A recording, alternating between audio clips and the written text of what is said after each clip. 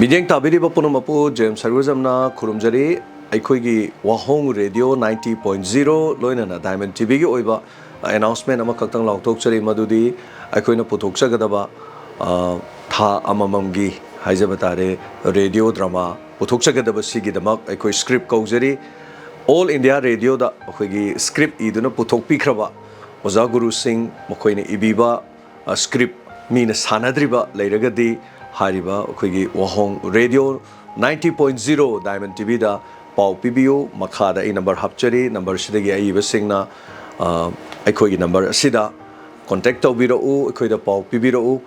hariba Oza Guru Singh asigi drama sing akoina Wahong Radio da akoina Lanthokchagani masi khaktana tana anauba ikhalakpa naha sing hana drama puthokraba sing oiraga soikoida pau PBU aduga Hariba Singh Sige koi selection amadi tawjagani aduga hana almost all India radio gi thakta lila puthokraba sing adugi script leiragadi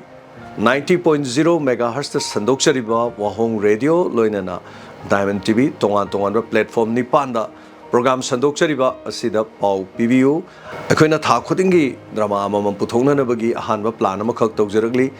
hariba sida tongan ba aikoigi drama gi A grade aduga B grade leibiba sing mayam drama pambiba sing isu aikoida dum pau PBU aikoigi makhada number pijare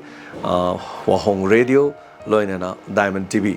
hariba platform asina miyam da inong sigumba thogol tongna bagi sangsilaliba khongthang asida miyam support tobiu aduga drama gi artist sing aduga aikoigi drama sina mai pak lo matungda amuk TV channel ama Diamondtv haina leibanina masidaida amuk aikoina hariba si teleplay oina natraga web series oina namthokchabagi khudong chabasu aikoina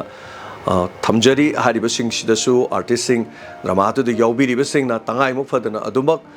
yaubagi khudong chabasu aikoina thamjagani aikoina anauba mangla namaga loinena thangjilliba khongthang asida aiba sing Oza Guru punamak akhoi lebiriba mayam punamakta nolukchabani akoina mafam kaya da chatuna script ki damak akoina haijaruba su leikre nonjaruba su leikre adubu akoigi announcement asigi mateng dagi karigumba script sing adu akoina phangba taragadi akoina mangjariba manglana se phangani khanbadagi honajabani akoina